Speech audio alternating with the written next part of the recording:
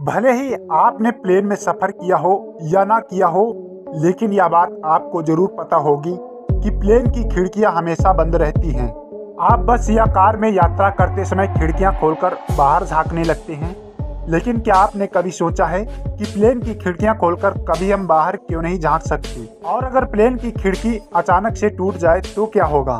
सुनकर भले ही आपको हैरानी हो, लेकिन इस तरह की घटनाएं पहले भी हो चुकी हैं।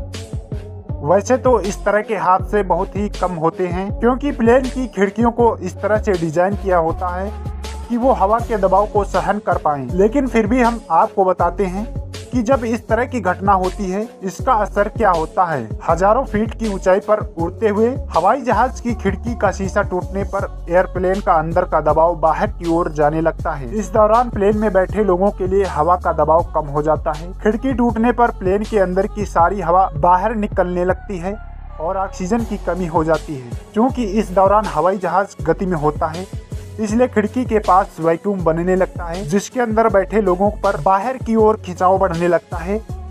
लेकिन जैसा कि आपको पता है कि फ्लाइट की खिड़की छोटी होती है, ऐसे में ज्यादातर मामलों में लोग प्लेन से बाहर खींचने की बजाय खिड़की पर ही अटक जाते हैं। ऐसी स्थिति में पायलट को जल्द से जल्द विमान की ऊंचाई कम करके उसे नजदीकी हवाई अड्डे पर इमरजेंसी लैंड करवाना होता है। साल 1990 की बात है, जब ब्रिटिश एवरेज की फ्लाइट नंबर 5390 के विमान के पायलट के सामने वाली खिड़की का शीशा ऑक्सफोर्डशायर नाम की जगह के ऊपर 17,000 फीट की ऊंचाई पर उड़ते हुए निकल गया था। टूटे हुए शीशे की वजह से अंदर की दबाव वाली हवा बाहर निकली और अपने साथ पायलट को भी खींच दिया। लेकिन गनीमत रही कि एक क्रू मेंबर और अन्य साथियों ने पायलट के पैर को तब तक मजबूती से पकड़ रखा जब तक एयरप्लेन लैंड नहीं हुआ, और इस तरह पायलट की जान बच सकी। 18 अप्रैल 2018 को साउथ वेस्ट एयरलाइंस में भी कुछ ऐसी ही घटना हुई। इसमें एक महिला खिड़की में फंस गई थी। उस दौरान प्लेन करीब 32,000 की फीट पर उड़ रहा था।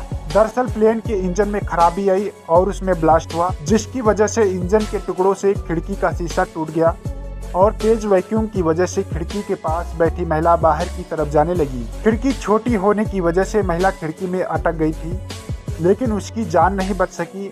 बाद में उसकी मौत हो गई। दोस्तों, आपने कभी हवाई जहाज की यात्रा के दौरान गौर किया होगा तो आपने खिड़की के शीशे में एक छोटा सा छेद देखा होगा। अगर आपने हवाई यात्रा के दौरान अब तक विंडो के इस छेद पर नजर नहीं दौड़ाई, तो अगली बार आप ऐसा जरूर कर सकते हैं। लेकिन क्या आप जानते हैं कि उस छेद का क्या काम होता है और यह क्यों जरूरी है? दरअसल यह छोटे छेद, जिन्हें ब्लीड होल के रूप में जाना जाता है, वो सीधे सीधे आपकी सुरक्षा से जुड़े होते हैं।